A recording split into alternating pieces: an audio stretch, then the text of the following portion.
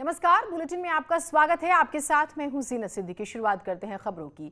Devasthanam board पर जारी विवाद थमने का नाम ही नहीं ले रहा है। एक तरफ जहां तीर्थ पुरोहित लगातार सरकार से एक्ट को हटाने की मांग पर अड़े हुए हैं, तो वहीं अब इस मामले में बीजेपी और कांग्रेस आमने सामने आ गए हैं। पूर्व सीएम त्रिवेंद्र सिंह रावत ने प्रदर्शन करने वाले तीर्थ पुरोहितों को कांग्रेसी बताया।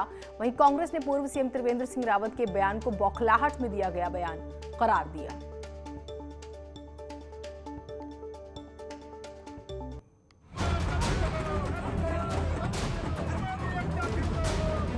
चार धाम में पूजा पाठ करने वाले तीर्थ पुरोहित धरना दे रहे हैं, विरोध प्रदर्शन कर रहे हैं। बुधवार को पुरोहितों का गुस्सा बीजेपी नेता पंकज भट्ट पर फूटा। इन तस्वीरों और गुस्से ने साफ कर दिया है कि जिन विधानसभा सीटों से देवस्थानम बोर्ड का मामला जुड़ा है, वहां स्थानीय विधायकों और बड़े नेताओं के लिए संकेत ठीक नहीं है। वहीं देवस्थानम बोर्ड बनाने वाले पूर्व सीएम त्रिवेंद्र रावत का कहना है कि कुछ लोग सब जानते हुए भी नाटक कर रहे हैं और सबके पीछे कांग्रेस है। वहीं चमोली और रुद्रप्रयाग के प्रभारी और पर्यटन मंत्री का कहना है कि देवस्थानम बोर्ड व्यवस्था में कुछ भी गलत नहीं है। जो लोग प्रदर्शन कर रहे हैं वो कांग्रेस के लोग हैं, विरोधी खेमे के लोग हैं। हमको एक कमी गिना दें वो लोग, और हमने उस पर बहुत चर्चा की, इन लोगों के साथ बैठकें की हैं, विधानसभा में उस पर चर्चा हुई है। और इस तरह का जो लोग विरोध कर रहे हैं, उनका विरोध केवल विरोध के लिए विरोध है, राजनीतिक विरोध है। मैं समझता हूं कि जनता इस कानून को पढ़े। इस कानून में इतना स्पष्ट हमने कर दिया है कि जो हमारे तीर्थ पुरोहित हैं, उनके जो हक हैं, उनके जो दस्तूर हैं, सारे हमने बरकरार रखे हैं।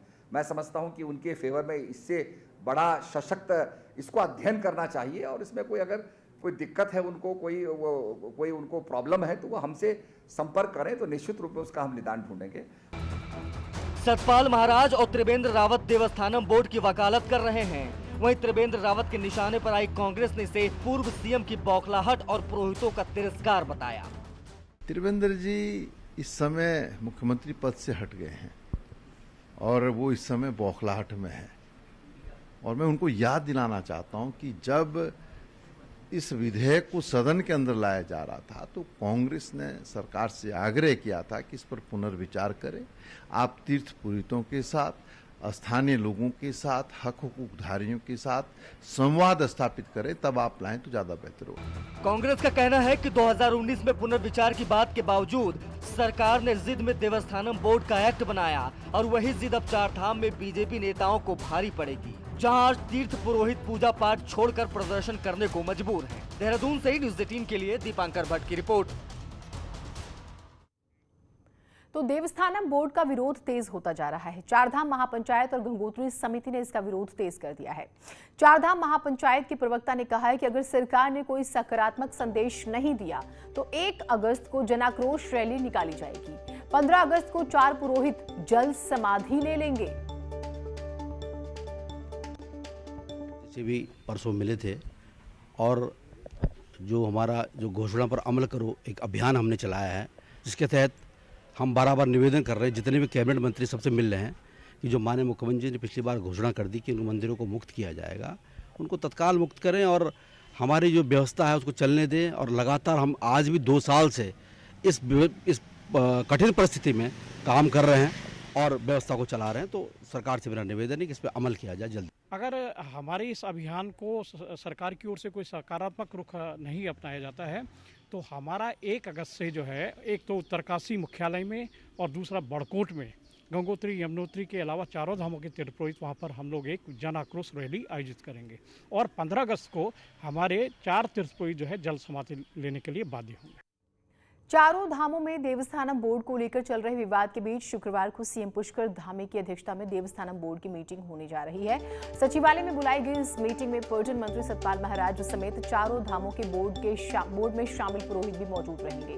बैठक का मुख्य एजेंडा चारधाम यात्रा रहेगी, लेकिन मंत्री सतपाल महाराज का कहना है कि पुरोहितों की जो भी समस्याएं होंगी उनको भी मीटिंग में रखा जाएगा।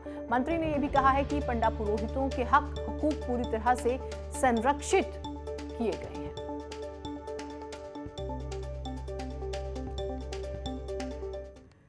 सीएम धामी ने आज दिल्ली में रेल मंत्री अश्विनी वैष्णव से मुलाकात की। रेल भवन में सीएम धामी की बात करें तो उन्होंने रेल मंत्री से उत्तराखंड की रेल योजनाओं को लेकर चर्चा की। इसके बाद सीएम केंद्रीय पर्यटन मंत्री जी किशन रेड्डी से भी मुलाकात करने पहुंचे और उत्तराखंड में पर्यटन विकास के लिए राज्य सरकार द्वारा किए जा रहे प्रयासों की जानकारी दी। मुख्यमंत्री ने आईजीपीएल ऋषिकेश को स्पेशल टूरिज्म जोन के रूप में विकसित किए जाने की स्वीकृति देने का अनुरोध किया। साथ ही मुख्यमंत्री ने गंगोत्री और यमुनोत्री धाम में तीर्थ यात्रियों की सुविधाओं को बढ़ाए जाने के लिए 55 करोड़ रुपए की स्वीकृति दिए जाने पर आभार जताया। सीएम ने केंद्रीय मंत्री को उत्तराखंड आने का न्योता भी दिया। इस मौके पर सीएम के साथ केंद्रीय पर्यटन राज्य मंत्री अजय भट्ट भी मौजूद थे। सीएम ने आज एनएसए अजीत डोभाल से भी मुलाकात की। देखिए, बहुत सारी रेलवे की जो परियोजनाएं हमारे यहाँ चल रही हैं, उन्हीं योजनाओं की जो आगे और प्रगति होनी है उसके संबंध में बात हुई है। और 2-3 जो हमारे जो देवबंद रोड की रेलवे लाइन है, हमारी ऋषिकेश देहरादून डोईवाला रेलवे लाइन है, हरिद्वार से जो देहरादून की रेलवे लाइन है, और साथ में टनकपुर बागेश्वर जो कि हमारा सामरिक रूप से बहुत ही महत्व का स्थान है वहाँ के लिए, क्योंकि देश के सुरक्षा नीति के हिसाब से भी और जो है हमारी सामरिक दृष्टि से भी और भौगोलिक दृष्टि से भी और वहाँ लोगों की सुविधा की दृष्टि से भी बड़ा महत्वपूर्ण है। उसी के संबंध में मैंने माननीय मंत्री से अनुरोध किया है। उन्होंने उस पर जो है आगे भरोसा दिया है कि जल्दी ही उस पर जो है कार्रवाई करेंगे।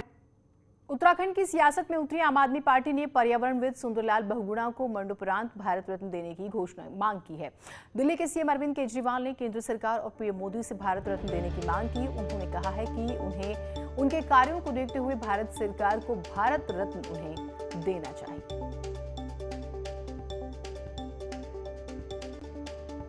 किया गया उनका आज दिल्ली विधानसभा में एक स्मारक का अनावरण किया गया है। पहुंचेगा बाद में कार्यक्रम का आयोजन किया गया। उनका आज दिल्ली विधानसभा में एक स्मारक का है। पूरे देश को सुंदरलाल बहुगुणा जी पे गर्व है और उनका संदेश और उनका जीवन घर घर तक पहुंचेगा।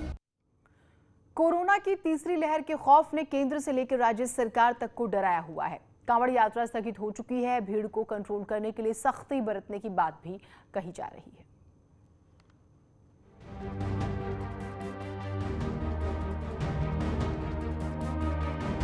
कोरोना की दूसरी लहर में जिस तरह लोगों की जान गई, उससे तीसरी लहर का डर अभी से सता रहा है।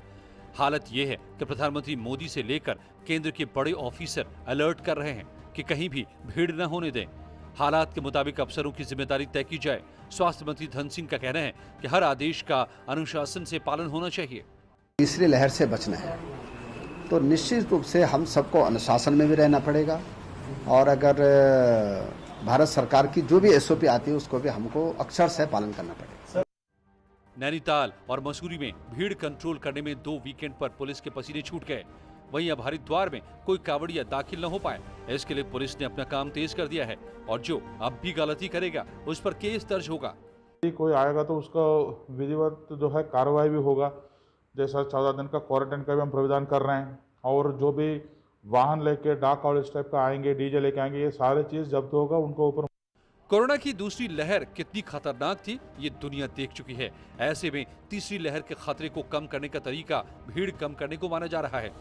यही वजह है कि मसूरी, नैनीताल के साथ कांवड़ को देखते हुए हरिद्वार में भी सख्ती बढ़ाई जा रही है। हरिद्वार से पुलकित शुक्ला के साथ दीपांकर भट्ट, न्यूज़ 18 देहरादून। उत्तराखंड सरकार की तरफ से कांवड़ यात्रा कैंसिल करने के बाद अब पुलिस ने अपनी तैयारियां तेज कर दी है। डीजीपी ने लोगों से अपने घर के पास शिवालय में ही जल चढ़ाने की अपील की। साथ ही उन्होंने बताया कि अगर कोई गंगा जल लेने आएगा तो उसे टैंकर के जरिए जल देने की व्यवस्था जो है करवाने की कोशिश की जा रही है, करवाई जाएगी। उसे अपील करते हैं कि कृपया करके कोरोना के दृष्टिगत स्वयं की सुरक्षा हेतु एवं और लोगों की सुरक्षा हेतु इस वर्ष भी कांवड़ हेतु हरिद्वार न आए, अपने अपने स्थानीय मंदिरों में जल चढ़ाएं और कांवड़ हेतु हरिद्वार न आए। खबर देहरादून से है, जहां इस वीकेंड मसूरी में 2 व्हीलर की एंट्री बैन रहेगी। गुचुपानी सहस्त्रधारा में भी झरने किनारे एंट्री बैन रहेगी। इसके लिए डीएम ने आदेश जारी कर दिए हैं। साथ ही मसूरी आने पर स्मार्ट सिटी पोर्टल में रजिस्ट्रेशन जरूरी होगा। ये नियम सोमवार सुबह 8 बजे तक लागू रहेंगे।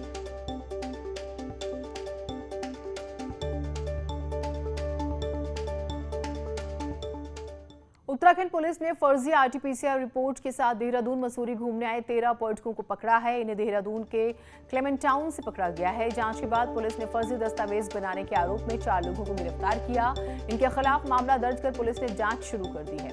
पुलिस को जांच में करीब 100 फर्जी आरटीपीसीआर नेगेटिव रिपोर्ट्स के बारे में पता चला है।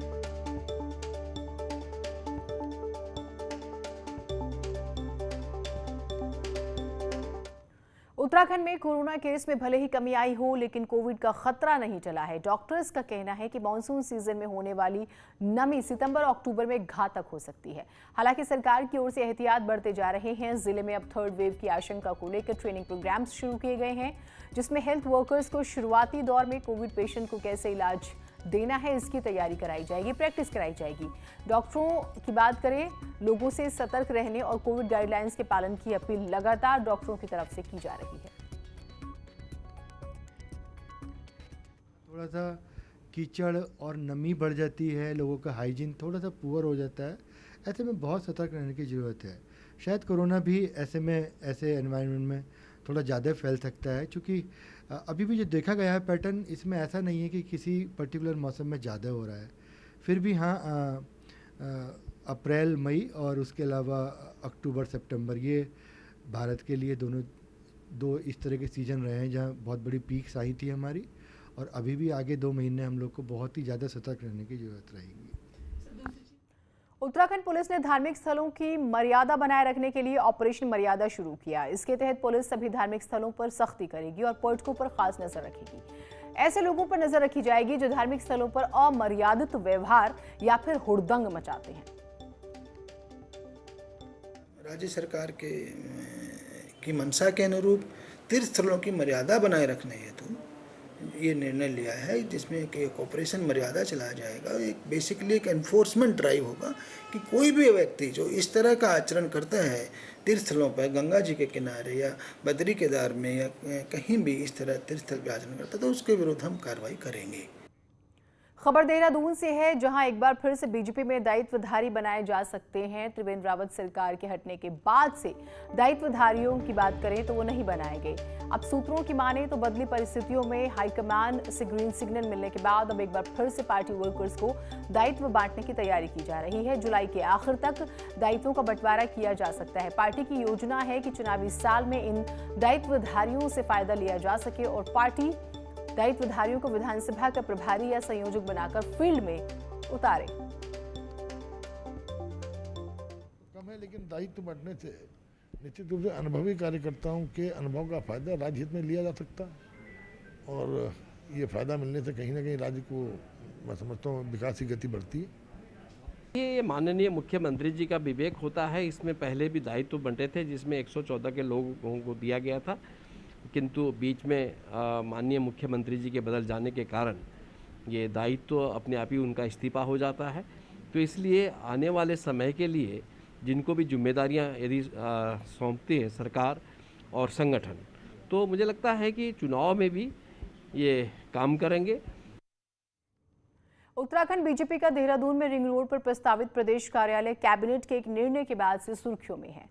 कैबिनेट में देहरादून के जोनल मास्टर प्लान में आवासीय उपयोग की जमीन पर राष्ट्रीय राजनीतिक दलों के कार्यालयों के निर्माण के फैसले के बाद कांग्रेस ने सवाल उठाए। रिंग रोड पर 12,000 वर्ग मीटर जमीन पर बीजेपी का प्रस्तावित प्रदेश कार्यालय का निर्माण लटका पड़ा है। इसका कुछ हिस्सा आवासीय लैंड में दर्ज है। संशोधन के बाद बीजेपी के कार्यालय निर्माण का रास्ता साफ हो गया है। विपक्ष ने इस पर सवाल उठाए तो सरकार के प्रवक्ता सुबोध उनियाल ने कहा है कि इससे सिर्फ बीजेपी नहीं, कांग्रेस समेत सभी राष्ट्रीय दलों को फायदा होगा।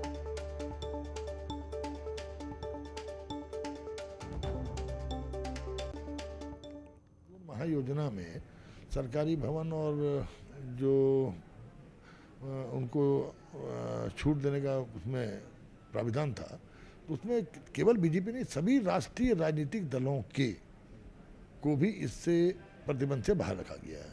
तो उसमें कल माना सपोज कल कांग्रेस को ही अपना कार्यालय को अगर रेनोवेट करना होगा, तो निश्चित रूप से एक समान दृष्टि से ये केवल स्पेसिफिक भारतीय जनता पार्टी के लिए नहीं किया गया है।